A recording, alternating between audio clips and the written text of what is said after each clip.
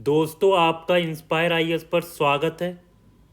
आज हम अजरबैजान और अर्मेनिया युद्ध के बारे में बात करेंगे।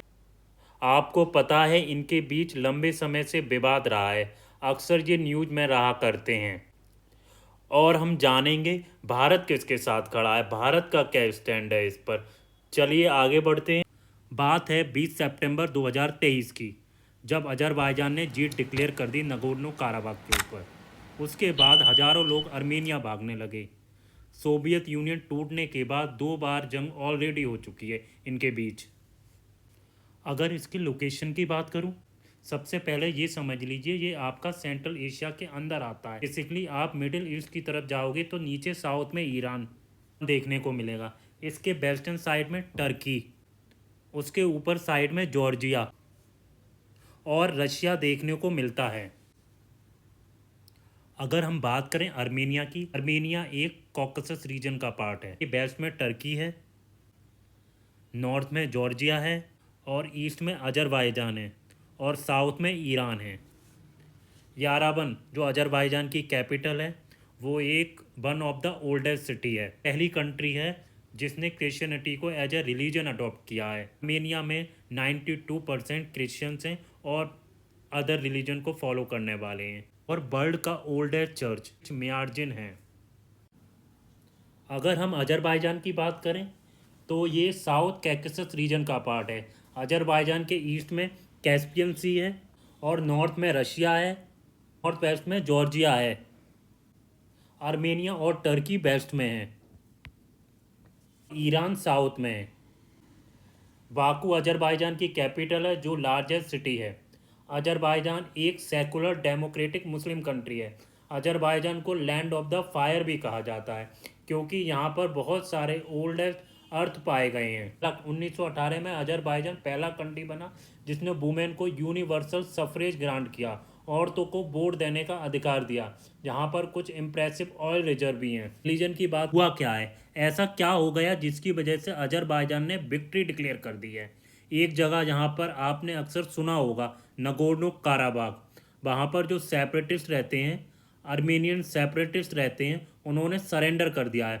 बहुत बड़ी डेवलपमेंट है जिसके बारे में आपको पता हो। चलिए शुरुआत करते हैं। उससे पहले मैं चाहता हूँ नगोर्नो काराबाख में जो भी मामला चल रहा है वो मैं पहले आपको बता देता हूँ। देखो, अगर हम बात करें नगोर्नो काराबाख की, अर्मेनिया और अजरबैजान उनके बीच में देखने को मिलेगा। मैं आपको जूमिंग मैप में दिखाता हूँ, जहाँ पर आप यहाँ पर कैस्पियन सी है। ये अगर मैप में देखोगे तो अजरबैजान की जो बाउंड्री है थोड़ी सी अजीब सी देखने को मिलेगी। यहाँ पर आप देख सकते हो, ये ग्रीन कलर का पूरा अजरबैजान है, बीच में पिंक कलर का देख रहे हो, पिंक कलर, इसी को कहा जाता है नगोर्नो काराबाख। और अजरबैजान की बाउंड्री आप यहाँ पर देख सकते हो, आर्मेनिया के वेस्टर्न साइड में है। जो बेसिकली पिंक कलर वाला रीजन है, इसी को कहा जाता है नगोर्नो काराबाख। ये आपका टोटली आता है अजरबैजान के अंदर में। मतलब आप यहाँ पर देख रहे हो, आर्मेनिया का लैंड और नगोर्नो काराबाख का लैंड आपस में जुड़े नहीं हैं। यहाँ पर एक कॉरिडोर है जो इसको जोड़ता है। मैं आपको आगे बताऊँ, क्योंकि जो रिसेंटली विवाद हुआ है वो उसी कॉरिडोर को लेकर हुआ है, वो आगे बताऊँगा। लेकिन एक तरफ से आपको समझाना होगा। नगोर्नो काराबाख 1917 तक रशियन एम्पायर का पार्ट था।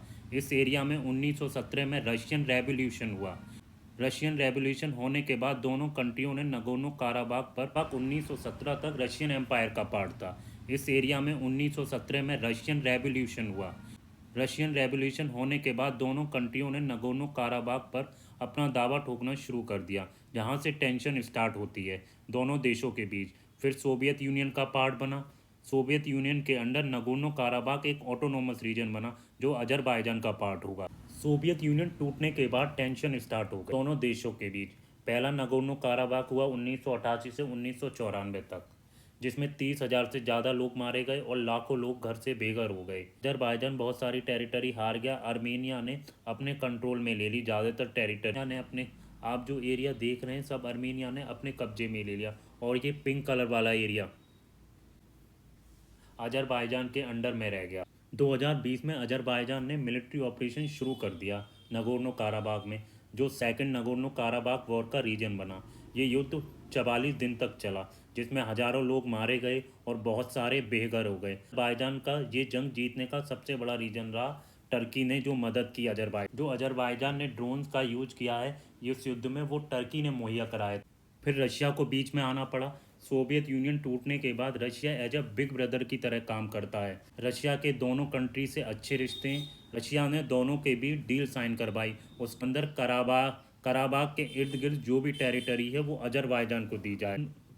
रशियन पीस कीपर को भी डिप्लॉय किया जाए। एक रोड है को जोड़ता है जो नगोर्नो काराबाग जिसे लाइचन कॉरिडोर कहते हैं वहाँ पर। अभी रिसेंटली हुआ क्या है यहाँ पर, आप यहाँ पर आप देखेंगे ये नगोर्नो काराबाग है और ये आर्मेनिया है। इन दोनों के बीच एक कॉरिडोर जुड़ता है जिसको कहा जाता है लाइचन कॉरिडोर। जहाँ पर एक जगह है लाइचन, उसी के नाम पर पड़ा है। आर्मेनिया का जो भी ज़रूरी सामान है, इम्पोर्टेंट इसेंशियल चीज़ें हैं, वो नागोर्नो काराबाग में इसी कॉरिडोर के माध्यम से भेजा जाता है।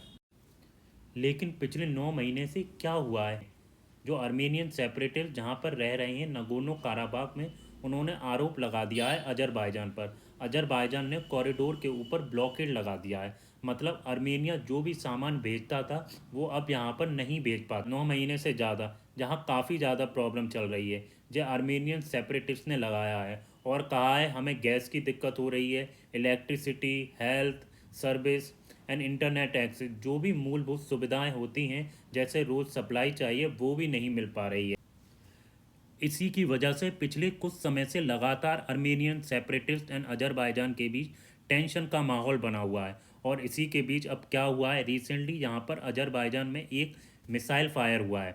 मतलब अजरबैजान का यहाँ पर ये कहना है आर्मेनिया की तरफ से मिसाइल फायर हुआ है हमारे लैंड माइंस पर, जिसकी वजह से 6 लोगों की मृत्यु हो गई है। लोगों की मृत्यु में महिलाएं भी थी और बच्चे भी शामिल थे। इसी को देखते हुए रिटेलिएट किया अजरबैजान ने और डिक्लेयर कर दिया विक्ट्री। जहाँ पर 24 घंटे का युद्ध था आप कह सकते हो। तो अजरबैजान ने बहुत बड़ा रिटेलिएशन किया, वो जहाँ पर एक्टिवेट कर दिया है। और जो सेपरेटिस्ट का रीजन है नगोर्नो काराबाग, वहाँ पर हमला करना स्टार्ट कर दिया। एक बिल्डिंग में तो बताया यहाँ पर कई लोगों ने कि अचानक सायरन बजने लगा और कई लोगों की यहाँ पर मृत्यु हो गई। अजरबैजान का ये कहना था हम किसी सिविलियन को टारगेट नहीं कर रहे हैं, सेपरेटिस्ट रीजन है जहाँ पर वो जो आतंकी लोग हैं, टेररिस्ट लोग हैं, हम उनके ऊपर अटैक कर रहे हैं। ये अजरबैजान ने बयान दिया था कि हम सिविलियन को नहीं मार रहे हैं।